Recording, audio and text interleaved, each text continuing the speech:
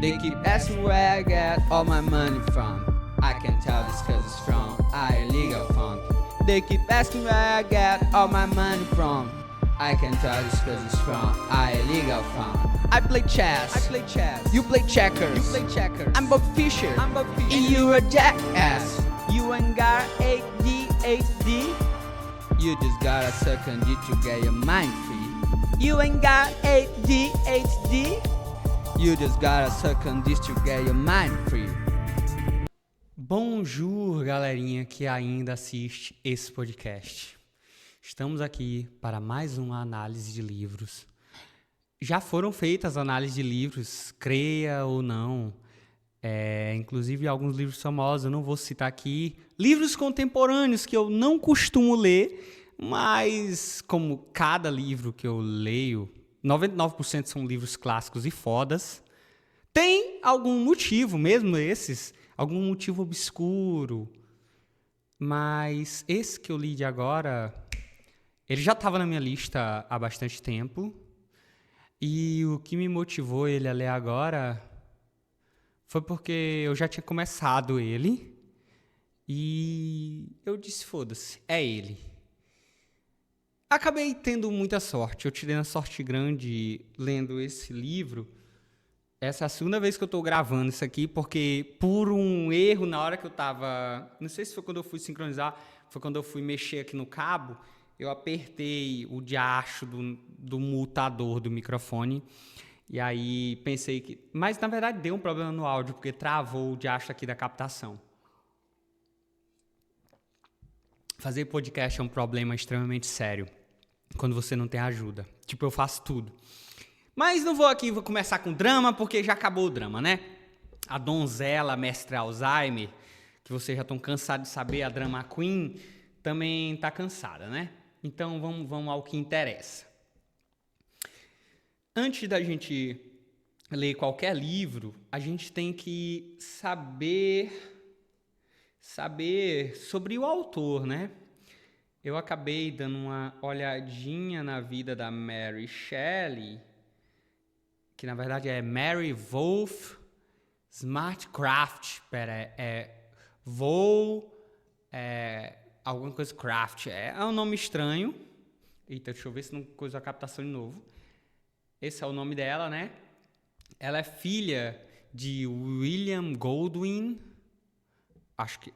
Eu não tô com a memória muito boa. Não vamos aqui entrar no mérito do porquê. Mas acho que é William Goldwyn. E eu esqueci o nome da mãe dela, mas provavelmente está aqui nas minhas notas do Zap Zap. Enquanto eu ia lendo, eu anotava coisas nas minhas notas do Zap Zap. Acreditem se quiser. Eita, pô, aqui tá minhas piadas, tá tudo aqui. Mas vamos começar com o que eu lembro aqui da biografia dela, né? Enfim, Mary Shelley é filha desses dois camaradas. O primeiro foi um dos fundadores do movimento anarquista e meio assim, na verdade, liberal / esquerdista, comunista, porque ele era um grande fã da Revolução Francesa, um grande fã de Rousseau, o que acabou influenciando, inclusive, no livro, porque tem também uma pitadinha de Rousseau no livro, na parte de o homem nasce bom, a sociedade o corrompe. Então, sim, o pai dela também é relativamente importante. Tu tem que saber a biografia também. Tá bom, esse camarada era anarquista, metido a político também, de partido, essas coisas, na Inglaterra. Ela era da elite aristocrática, né? Tipo, você não precisava trabalhar, os pais dela não trabalhavam, se dedicavam à cultura, à política. A mãe dela foi uma das primeiras feministas, escreveu até um livrão super famoso, uma pessoa liberal. Os pais dela tinham um casamento, digamos assim, liberal, se é que vocês me entendem. E a mãe da Mary Shelley morre alguns dias após o parto. Ou seja, Mary Shelley já passa a infância sem mamãe, né? Isso já foi o primeiro baque, e é sobre isso que o livro fala, sobre perdas, sobre morte. Não dá para dizer que se exatamente foi isso que causou Dr. Victor Frankenstein a começar Porque não fica muito claro no livro que, ai meu Deus, ele depois que a mãe dele morreu, ele começou a ter uma obsessão com morte. Tipo, ele já ia para a faculdade mesmo, ele já tinha uma inclinação à alquimia, mas não ficou claro no livro isso. Então, assim, não sei, assim, não vou entrar nesse mérito, né? Mas vamos continuar nas minhas notas. Mary Shelley. Aí ela nasce sem mãe, o pai dela burguês, depois se casa, ela tem uma madrasta, não é muito bem tratada pela madrasta e tal, mas ela, foda-se, foi educada como um menino, tipo, ela leu livros fodas de política, frequentou pouco a escola, diga-se de passagem, ela só ia nas bibliotecas do pai dela e dos amigos do pai dela, e lia os livros que ela queria, ela leu praticamente tudo que tinha disponível na época, e provavelmente, por causa disso, ela tinha muito, realmente, era uma comadre muito erudita. Inclusive, na versão que eu li, eu devia ter lido a versão em inglês, mano. A versão dela mesmo. Mas eu li uma tradução aí que tinha uma carta dela, diga-se de passagem. E aí ela explica como que ela teve a ideia de fazer a história do Frankenstein, e como ela era foda, tipo, ela era muito esperta, tipo, ela fala, não era uma surpresa, sou esperta, meu pai e minha mãe eram espertas da elite acadêmica, e etc, e eu vivia cercada de livros, eu já sabia escrever histórias muito boas desde criança, então, assim, não foi uma surpresa, mas esse foi o primeiro grande livro dela, e foi por acaso, ela era amiga do Lord Byron, diziam que o Lord Byron também degustava ela, porque o casamento dela, assim como dos pais dela, também era metida liberal. Ela conheceu Percy Shelley aos 16. Ela passava muito tempo no túmulo da mãe e dizem que foi lá que ela aprendeu a ler, lendo a lápide. E, Jesus Cristo. Aí, deixa eu lembrar aqui. Aí, com 16, o Percy Shelley já tinha mulher e 2 filhos. Mas ela se apaixonou por ele. E ela era gatinha. E ela convenceu o Percy Shelley a largar a mulher e começar a morar com ela. Mas ela tinha uma irmã que também gostava do Percy Shelley, que era outra talarica. Essa irmã, depois que viu a Mary Shelley, e segundo os diários de Mary Shelley, fontes reais, a Mary Shelley degustou pela primeira vez o Percy Shelley perto do túmulo da mãe dela. Dizem também... Tem diversas fontes. Vocês vão achar a história e vocês vão acreditar no que vocês quiserem. Dizem que ela degustou ele pela primeira vez na igreja, que também era perto do... Enfim, vocês vão ver lá. Enfim, aí ela degustou o Percy Shelley. E a irmã dela ficou puta e se matou, tomando um xarope de ópio. Ou seja... Isso me lembrou muito Sometimes when I am sober, I see things I never saw. Beats watching Euphoria and Die by Fentanyl.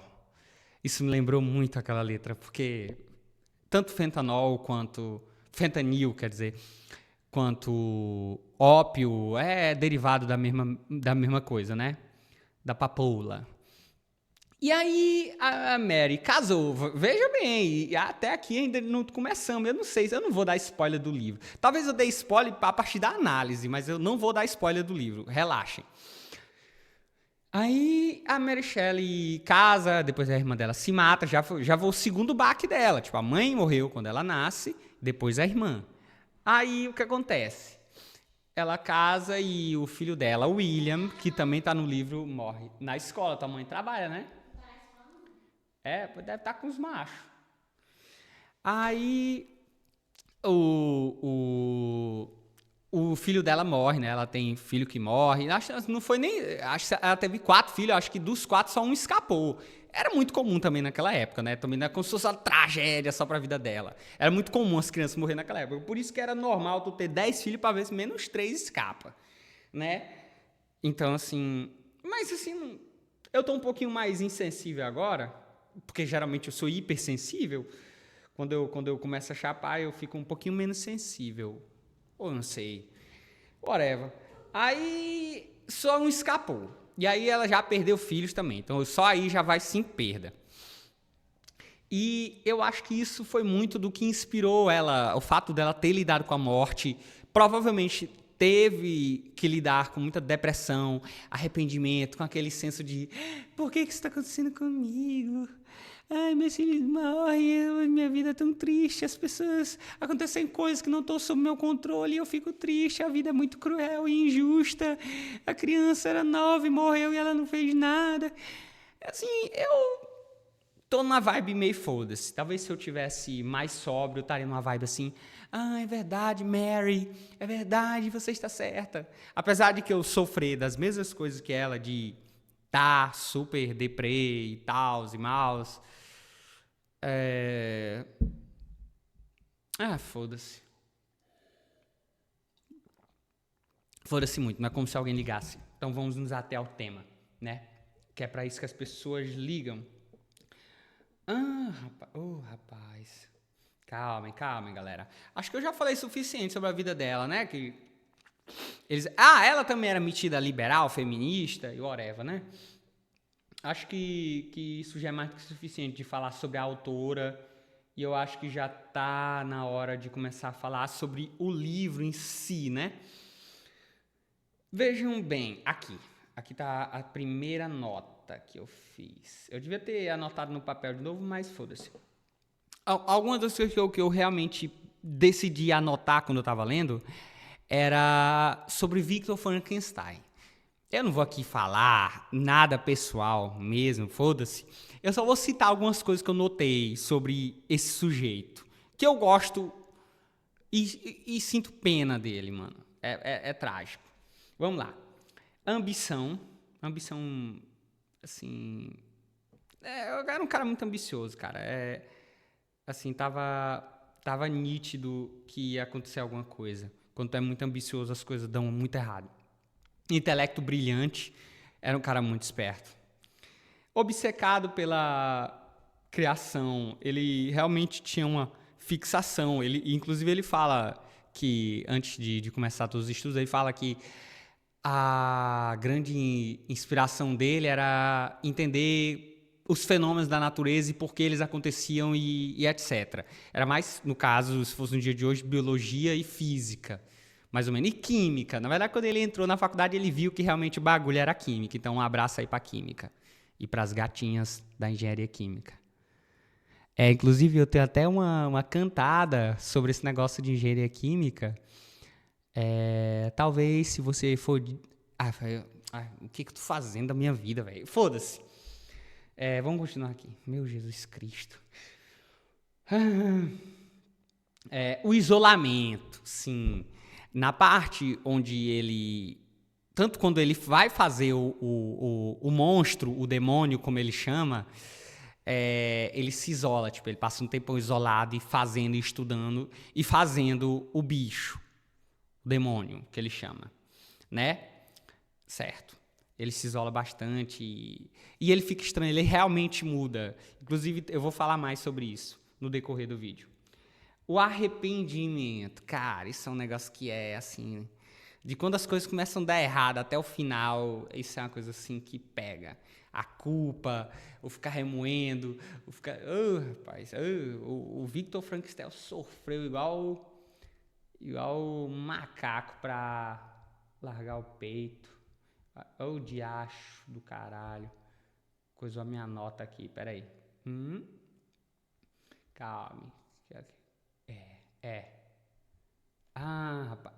Orgulho e vaidade também foram algumas das caixas da queda. A vulnerabilidade emocional, sim, realmente era um sujeito assim, muito afetado, muito... porque é difícil, mas... era um sujeito muito fraco, muito sensível, ele perdia as estribeiras muito rápido, o bicho era choco.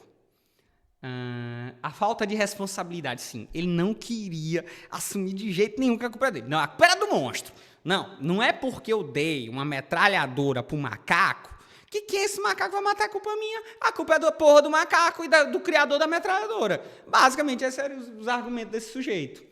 Tipo, assim, ele chega a falar, ai, a culpa é minha, eu tô querendo... Mas, assim, no fundo, quando ele teve a oportunidade mesmo de livrar a Justine, de tentar, ele arrumou justificativa. Não, ninguém vai acreditar em mim, que eu sou louco e não sei o quê.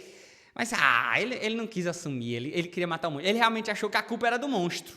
Sendo que, inclusive, quando só 2 pessoas muito queridas para ele tinham morrido, ele teve a oportunidade de acabar, ou pelo menos o monstro... pelo menos disse que ia acabar, né? O monstro falou, não, se tu fizer tal coisa, eu vou parar de te amolar e vou desaparecer da tua frente. E ele se recusou por orgulho, por ser vagabundo. Então, e calma, que eu ainda vou falar disso também. Isso aqui é só a primeira camada. Foi as primeiras, assim, impressões que eu tive. Isso aqui é só o começo. Vamos lá. Agora, deixa eu ver cadê mais coisa que eu tinha escrito aqui. Buxa, na minha nota tem coisa demais. Meu Deus do céu, eu já tô ficando cego com esse óculos aqui amarelo do caralho. Peraí.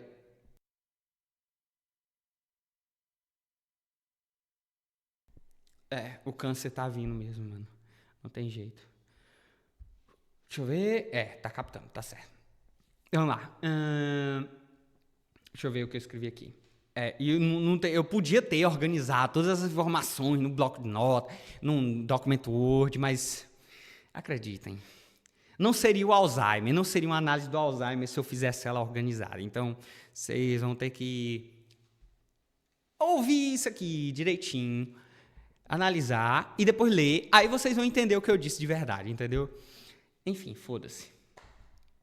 A mim fica bastante claro que Mary queria retratar como enxergava o mundo. Falou sobre o sistema de justiça, sobre a busca de... Sim, tem uma parte sobre o sistema de justiça que eu também não quero dar spoiler, mas acreditem, ela faz uma crítica realmente a isso e como o mundo é injusto e como a justiça dos homens não serve pra caralho nenhum. Sobre a busca desenfreada por conhecimento pode levar a tragédias. Sobre gente vagabunda. Diacho. Filha da puta. Pera aí. Calma. Acho que não vai demorar. Sobre gente vagabunda que não assume a culpa pelo que faz. E que os inocentes se fodem quando isso acontece. Quando gente vagabunda faz uma coisa e ela não paga por isso, os outros pagam por isso. Acreditem. Nada fica sem ser pago. Se tu não pagar, alguém vai pagar. Que o mundo é uma desgraça. Isso não é pessimismo. É o mais puro realismo que só pode vir de gente melancólica, triste por constatar esse fato. Dá pra ver que, apesar de jovem, ela era muito erudita. Bicho, tem muita referência nesse... Óbvio que também só tem muita referência. Tu conseguir ver a referência, tipo, tá lá assim, jogada. Parece que é só uma frase do personagem, é só... Não, tipo, eu, assim, no mínimo, nessas 254 páginas, da versão que eu li, tem pelo menos, assim, uma referência a... essa é fácil, né? Ela simplesmente cita, né? Uns 30 livros, referência a mitos, contos antigos, frases fodas, algumas filosofias, inclusive, que eu anotei aqui. Então, assim, é um livro muito rico. E eu só anotei, tipo, mais ou menos metade do que tinha, né? Porque eu só realmente comecei a fazer uma análise séria, assim, quando eu já estava na metade do livro, que eu comecei a anotar alguma coisa. Tipo assim, na primeira metade do livro eu fiquei... Mas quando eu estava na segunda metade, eu disse, não, vou anotar alguma coisa. Aí eu até cheguei a pegar a versão em inglês, que, inclusive... O dela não é tão ruim, porque, tipo, quando tu vai andando muito para trás, tu pegar livro, assim, de inglês de 1600, 1700, aí já complica um pouquinho. Que são mais ou menos do Shakespeare, por aí. Já, assim, o Shakespeare escreve, assim, do jeito muito canalha. Inclusive, eu vou ler Hamlet, mas eu vou ler a tradução do Milo Fernandes, que sem condições de... Pô, tu já lê Machado de Assis, é de boas, 1800 e alguma coisa, mas... Quando tu vê o inglês, assim, de 1700, 1800, cara, já é, assim, barra pesada. Mas o dela, nas páginas que eu li, pelo menos, não tava, assim, tava dando de entender, né? Não tava, assim, tão abstrato. Mas foda-se. Isso não é pessimismo, é o mais puro realismo, que só pode vir de gente melancólica e triste por constar esse fato. Dá pra ver que, apesar de jovem, ela era erudita. Sim, na versão que eu li, tem uma carta dela mesma, de próprio cunho, dela falando sobre como ela se inspirou, que ela estava num chalé na Suíça com o Lord Byron e o marido dela e outra mulher, trisal e os caralho, homenagens, e tipo, eles eram muito liberais e etc. E ela achava o Lord Byron muito foda, e ele propôs como é que eu chamo? Ele propôs um concurso de quem escrevia o conto mais horripilante. E aí o Percy Shelley fez uma coisa genérica lá, o outro nem terminou o que fez, e ela fez a grande obra. E depois o Percy, quando ela fez a primeira vez, tipo, ela só começou com numa noite de novembro, não sei o que, que é quando chega na parte, isso já é... Vocês vão ver quando ela fala a parte de uma noite de novembro, não é no começo do livro. O livro também é narrado assim, mais ou menos, eu diria que ele é narrado em 3 partes, 4. Primeiro, são as cartas que o Walton escreve para irmã, acho que é irmã, né? A senhora Saville.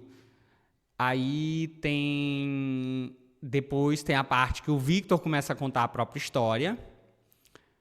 E depois tem a parte que o Frankenstein conta a própria história para o Victor.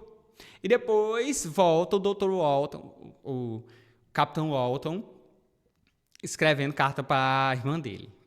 Mas todo o livro ele começa a escrever uma carta e depois ele diz: agora eu vou escrever um livro porque o camarada aqui vai me contar a história dele, que é quando ele encontra. Mas assim, eu não vou dar muito spoiler sobre essa parte da história, porque assim, eu vou quebrar tudo, mas acreditem, é mais ou menos assim que o livro se divide. O Dr. Frankenstein conta, o Capitão Walton tá lá no seu navio, fazendo sei lá o quê, indo pro Polo Norte, e encontra o Victor Frankenstein todo maluco lá, quase morrendo, bota pro navio, aí ele vai e conta a história dele. Ó, eu tô aqui, ele começa, meu pai era tal pessoa, minha mãe era tal pessoa, que coisa, não sei o que, me teve, aí eu tô a minha irmã, não sei o que.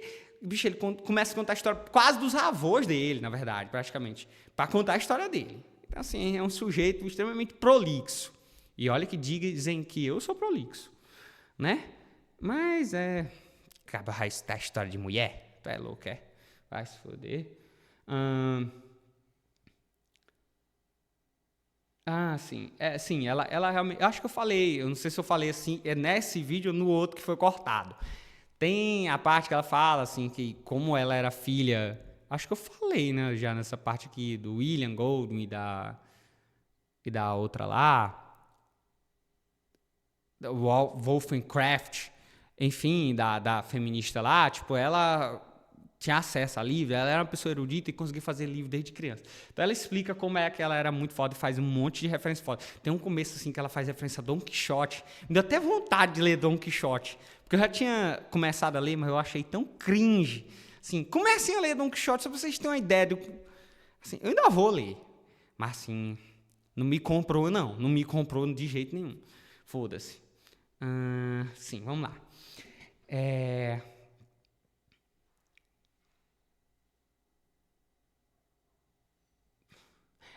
Sim, é verdade. Tem uma parte que vocês vão ver no livro, se vocês verem, né? Eu vi, né?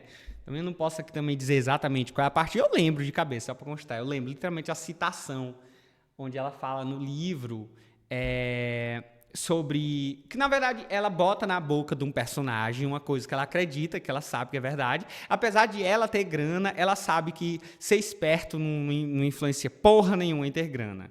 Que é onde eu falo que Também fala o fato de sobre ser esperto não trazer grana nenhuma. Isso tem no livro também. Vocês têm que pescar as coisas, cara. Ela deixa muita coisa assim nas linhas, não é nem nas entrelinhas, mas tu tem que captar. Se tu só se conter na história, assim, eu acho muito raso. Se for só pra ler a história, é melhor assistir o livro do Frankenstein. Aí assistir o filme, porque aí tu vai ter lá só o enredo, né? Sim, que na verdade, inclusive, conhecimento não traz grana, na verdade traz sofrimento, e que a ignorância é uma bênção. E esperar pelo melhor não é nada mais do que iludir a si mesmo, igual jogar no tigrinho e achar que vai ganhar. É, literalmente isso. Sim, ela deixa isso muito claro no livro, e se você não viu, você não leu o mesmo livro que eu, né? Vamos lá. Isso aqui. Sim, para quem não sabe, eu acho, inclusive, que o nome do livro deveria ser o Prometeu Moderno mesmo. Tipo, o Prometeu Moderno tá perfeito. Estaria perfeito para o livro. Porque, para quem não sabe, Prometeu, tá aqui, né? Óbvio que a parte do Prometeu, isso aqui eu realmente não sabia. Cadê o que significa Prometeu? Eu fui buscar, né? Que eu disse, por que Prometeu? Apesar de saber a história, saber o grego é realmente importante.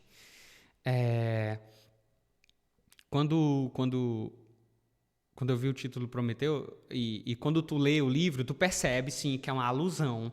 O fato do Dr. Victor Frankenstein ter criado o bicho, ela cita a centelha divina, inclusive, ele realmente começa a ter ideia e começa a se interessar pelas ciências naturais quando ele vê um raio caindo numa árvore e despedaçando ela.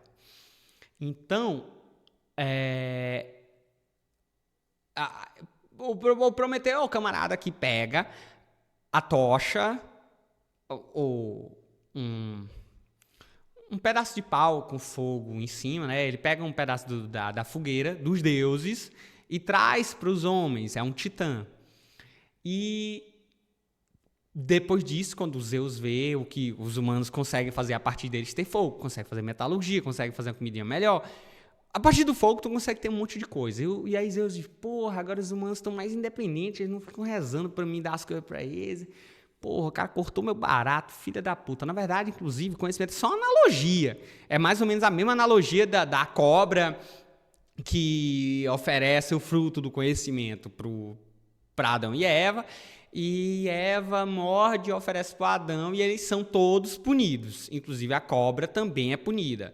Então, assim, é o mesmo mito, é a mesma coisa. O diabo tem várias faces. Todas as culturas têm esse sujeito na história e chamam só ele de nome diferente. Mas Prometeu é o mesmo sujeito. A maçã e o fogo que é dado.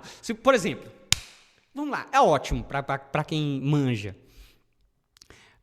A galera chama muito o mochila de criança de Lúcifer. Aí tu vai ver, Lúcifer vem do latim Luciferus, que é portador da luz.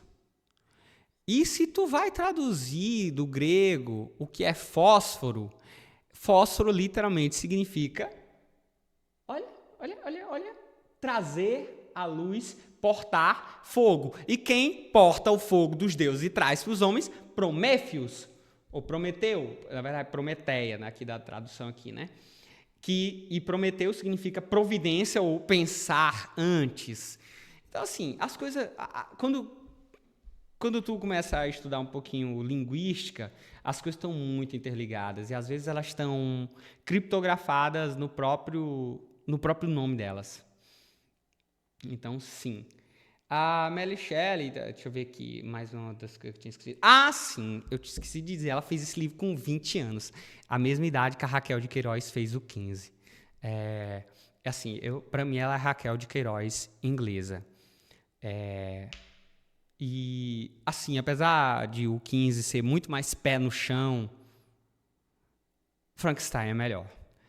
Apesar de eu não ser fã de ficção, esse é um livro de ficção, eu tive que exercer muito o exercício da suspensão da descrença, porque tem algumas coisas assim que fica assim difícil de colar, meu amigo. Assim, como é que, ele faz o bicho e sai correndo, aí o bicho de repente aprende a falar, aprende tudo, porque podia partir do princípio que o bicho já sabia que o cérebro só foi ligado pela centelha divina. Mas não, o bicho era como se fosse um bebê gigante e aprendeu sozinho a andar, falar, ler, falava de uma forma extremamente eloquente. Ela deu uma desculpa muito boa, mas assim, a mim não convence, né? Mas eu exerci a suspensão da descrença e gostei do tema que ela aborda, inclusive sobre... Calma, eu não posso me adiantar, porque minhas notas estão em ordem que eu pensei nelas, né? Deixa eu ver o que eu escrevi mais. Ah, sim, só para lembrar, o nome dela tá aqui, ó, é Mary Wollstonecraft Goldwyn, né? Wollstonecraft da mãe dela e Goldwyn do pai dela. Deixa eu ver. Assim, esse negócio de falar sobre a época que ela viveu naquela época da Revolução Francesa, né? Ou de acho. Pera, aqui. Ela viveu naquela época depois da Revolução Francesa, né? 1800 e bolinha. E os pais dela eram grandes fãs da Revolução Francesa. Adorariam que o Império Inglês acabasse, mas não acabou. Ele era metido anarquista. Eu não sei como que o rei não mandou pegar esse sujeito, né? Pera. Isso aqui eu já falei. Ah, sim. Ela faz a gente sentir empatia com o Frankenstein, com o demônio, né? Que é assim que o Dr. Frankenstein chama o Victor, chama o bicho. Tipo, o bicho não tem nome. Não venham com essa de dizer que o nome do bicho é Frankenstein. Se você ler o livro, você vai chamar ele de Victor, ou de Frankenstein, ou Frankenstein que é o pai dele, mas o bicho, é muito engraçado como eles chamam ele de demônio. O demônio. Muito engraçado. Ou monstro, né? Mas ele abandona o monstro, e quando o monstro vai contar a história dele, mano, tu fica assim, puta que pariu, o cara se fudeu pra caralho. Tipo, é muito aquele de o homem nasce bom, a sociedade o corrompe. É tipo, Frankenstein, o demônio nasceu bom, mas a sociedade o corrompeu literalmente. Vocês vão ver, não vou adiantar nada. A sociedade corrompeu ele, cara. O bicho comeu pão que o diabo amassou. O bicho se fudeu. Sim, a parte da mulher no filme, no livro. Bicho, as mulheres são muito postas a escanteio. Tipo, é só a mãe dele que vive cuidando da casa, a mulher que não sabe. Tipo, eles não estão na parte da ação, as mulheres não estão no plano de. As mulheres só estão lá. Tipo, poucas falas, só. Ai, mandando carta quando eu tô apaixonada, vamos casar, não sei o quê. Ai, minha mãezinha, não sei o quê. Mas, tipo, elas não influem em nada na história, a não ser no fato delas morrer. Entendeu? É só isso que as mulheres fazem. E fazer drama. Mas no fim das contas ela tá certa, né? Deixa eu ver.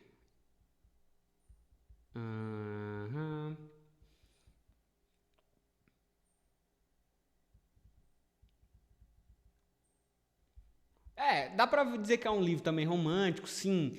Também tem a parte, bicho, é muito narrado a parte de ai, a natureza, como esse rio é bonito, essas montanhas, a relva, os passarinhos, esse mar, os peixinhos. Tem um apego muito grande à natureza. E assim eu fiquei assim, a natureza não é tudo isso não, né, compadre? Pelo amor de Deus, né? Sabe o que é bonito de verdade? Eu não vou dizer. Não vou dizer que eu sou pretencioso demais.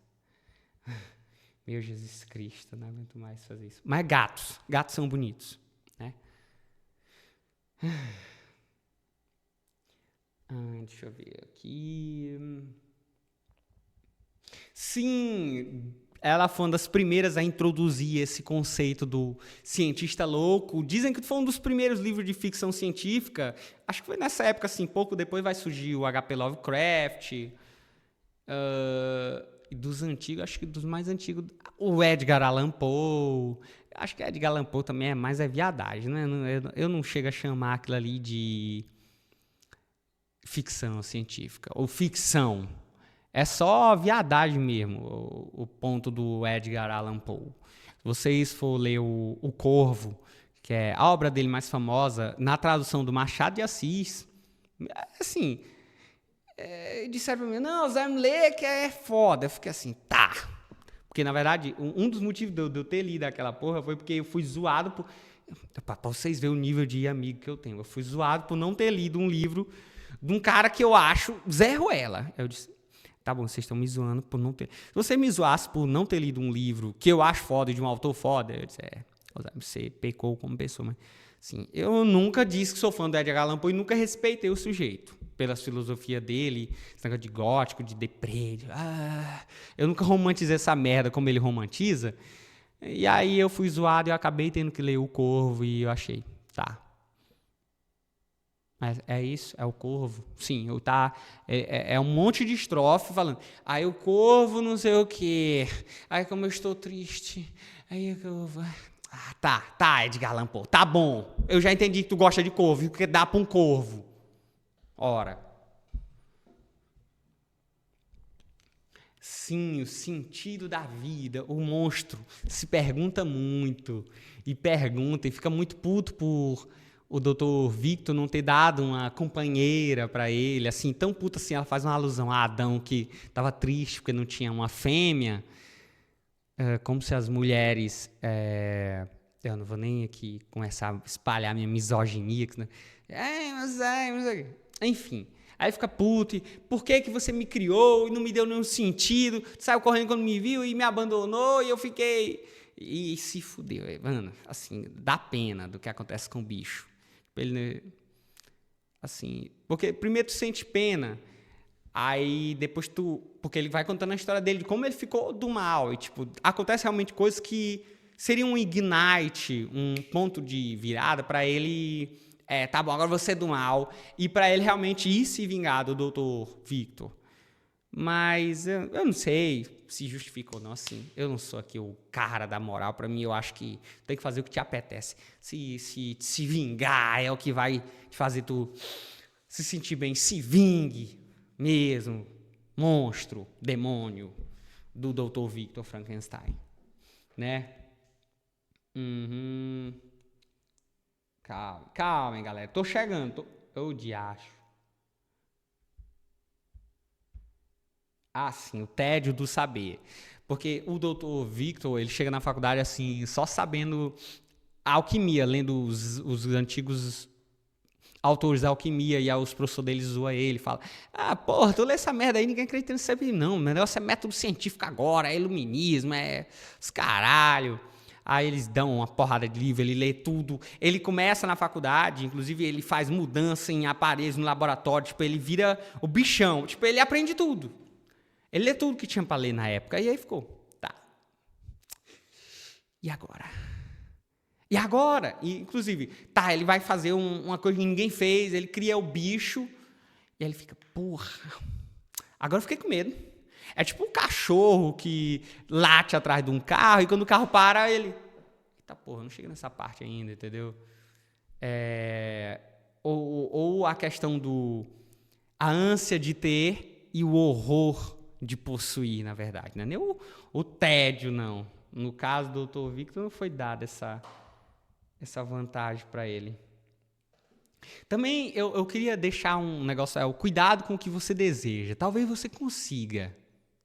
E aí, será se vai ser mais triste tu conseguir ver que não era aquilo e depois tu ficar, consegui o que eu mais queria, mas e agora? Ou tu ficar, viver a vida toda e não conseguir aquilo que tu queria.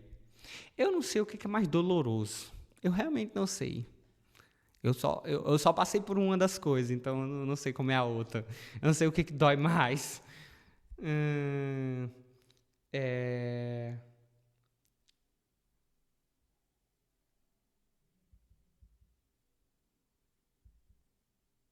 Pera. Sim. O Frankenstein nasce bom, mas a sociedade o corrompe, que eu já falei. É uma ótima analogia, porque quem brinca de ser Prometeu acaba sendo amaldiçoado por Zeus, né? Que é o que acontece. Inclusive, se você for ler a história do Prometeu, vinha todo dia uma águia lá, ele acorrentado, e comia o fígado dele. E, não sei se vocês sabem, o fígado é o único órgão que se regenera. Como que os gregos sabiam disso? Não sei, né? Explica isso, historiador. Não, foi um chute. Enfim, né? Esses historiadores têm cada história para explicar a história, né? Cada história para explicar a história. Enfim, né? Vamos lá, o que eu escrevi mais aqui? Eu já tô cego com esse flash, eu já tô cego. Eu não sei o que é pior, enxergar com esse óculos ou sem ele. Meu Deus do céu. Sim, Jesus. A empatia tem critério estético. Isso é uma verdade. Sim, porque o monstro só se fudeu e aconteceram as coisas que aconteceram com ele porque ele era muito feio, né? Não é como se ele fosse uma pessoa feia, mas ele era muito desgraçado, né? Ela descreve ele como uma pele amarelada, cabelos negros, formas desproporcionais. Ele era grande, supostamente, provavelmente costurado, que ele juntou parte de cadáveres. Então, era um bicho escroto. Então, assim, e ele sofreu pela estética. Se ele fosse um monstrinho bonito, um bichinho bonito, talvez ele não ia se fuder. Então, sim, a moral, a ética, a empatia e a sociedade tem critérios estéticos.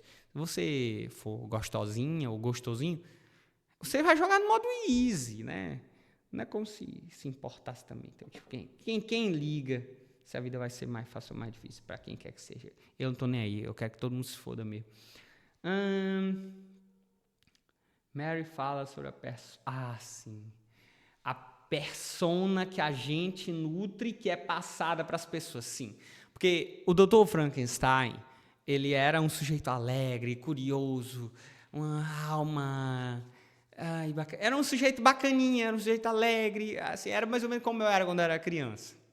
Era um sujeito muito bacana. Mas depois que as coisas começam a acontecer, ele começa a virar um sujeito assim, meio paranoico, meio melancólico, meio...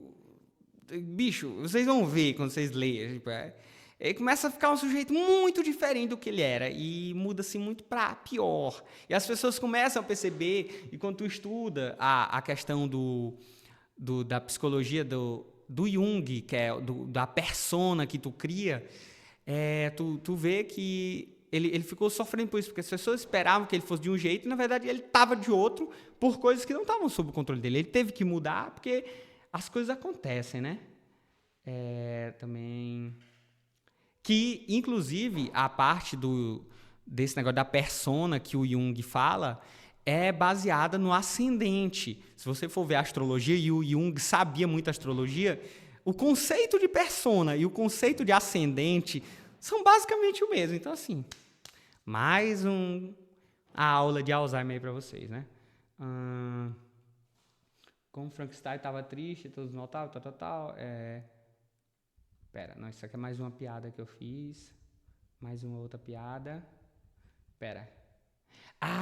Sim, na hora que o bicho, o monstro, vem falar com ele, acho que eu falei disso, quando o monstro vem propor a trégua para ele, e ele, por orgulho, ele não vai. Mas, assim, se vocês lembram um pouquinho de Maquiavel,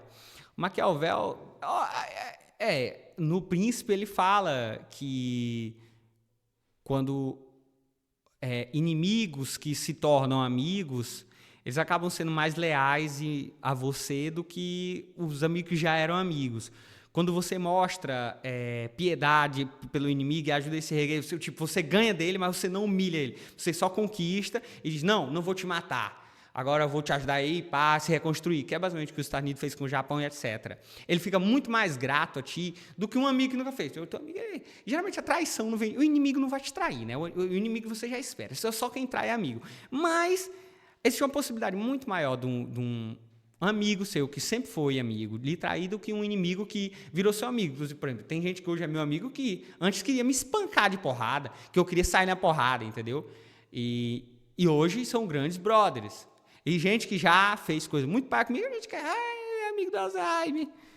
Entendeu? Enfim, tem um negócio assim, tem até uma frase, que é: o que começa errado termina certo. E o que começa certo termina errado. Aí vocês vão nessa, né? Também tem uma parte no Game of Thrones, que é com aquele anãozinho, vagabundo, Tyrion.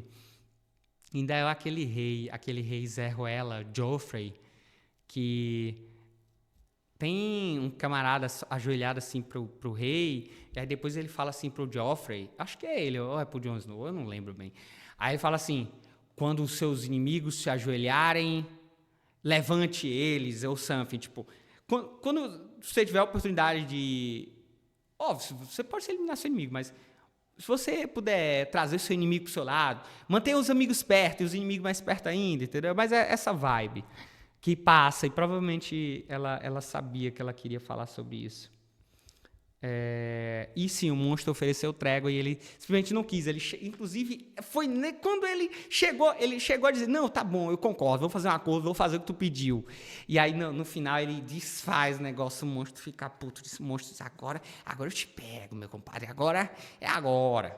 Aí começa a acontecer tragédia. Não, eu achei muito naive da parte dele, a parte onde o monstro fala, compadre, quando tu estiver na noite de núpcias, eu vou lá. E se tu observar o modus operandi que o monstro vinha apresentando até um certo ponto, tu saca na hora o que ia acontecer. Mas o idiota achava que o monstro ia sair com ele na porrada e ia matar ele. Ele jurava e deixou a mulher só, mano. Meu Deus do céu. Cara, também tem uma parte que quase me pegou de surpresa. Mas eu sou muito bom de adivinhar a final do livro. Na parte onde ele tava voltando lá, que ele... Eu não vou dar spoiler, mas ele tava fazendo bagulho lá. E aí os cabas chegam e dizem, não, tu tá preso aqui porque tu fez tal coisa, e acharam um corpo. Aí eu disse, meu Deus do céu. E o corpo foi enforcado e tinha as marcas de mão, o corpo foi asfixiado. Eu disse, meu Deus do céu, mataram o Clerval. Velho, o Clerval não fez nada. Mas por que o Clerval foi atrás dele, velho? Rapaz. Assim, aí quando ela fala, ela pensou que ia me pegar no pulo, mas eu já tinha descoberto que era o Clerval que tinha morrido. E eu já tinha ficado triste, cara. Foi muito triste nessa hora. Peraí. Sim. Outra coisa também. Ela fala aqui, ó. Peraí. O monstro... Não, pera. É o que eu escrevo aqui também. Também tem um certo fatalismo do destino sobre o karma e o sofrimento que recaía sobre o Victor, que era fruto do que ele plantou na vida. E que a vida, na verdade, não estava sendo injusta com ele, mas por causa dele, por causa de gente canária igual ele, os inocentes pagaram, né? E na verdade é que o Victor, ele, na verdade, é triste porque ele era só um jovem, ingênuo, sedento por conhecimento, que morde o fruto, mas ele não sabia que as coisas que iam acontecer. Tipo, tem até a parte do livro que ele começa e ele fala assim, cara, se eu tivesse não lido aquele livro, ou se o cara tivesse dito, não, isso aí não é... Eu não ia ter tomado esse rumo, mas depois que ele lê Agripa, que é um dos autores lá dos alquimistas, que é Elifas Agripa, uma coisa assim, aí ele começa a entrar naquilo ali, meu amigo, e ainda o professor dele ainda diz que aquilo ali é pai, aquilo ali já foi... O César já tinha cruzado o Rubicão naquele momento ali, já não tinha mais jeito para ele. Cry me a river. Mas ele paga tão dolorosamente quanto o Prometeu, mesmo sem saber. E o Prometeu também não sabia. Se você lê o mito grego, o Prometeu não sabia que ele ia se ferrar muito se ele desse o fogo para a humanidade. Ele não sabia. São pessoas que cometem erros e não sabiam quais seriam as consequências. Deixa eu ver. Sim, mas, cara, assim... Cara, como é que tu tá fazendo um bicho extremamente horrível e tu vai dar a vida para ele e tu deixa ele assim... Tipo, não dá pra perdoar o Dr. Victor. Não dá mesmo, mano.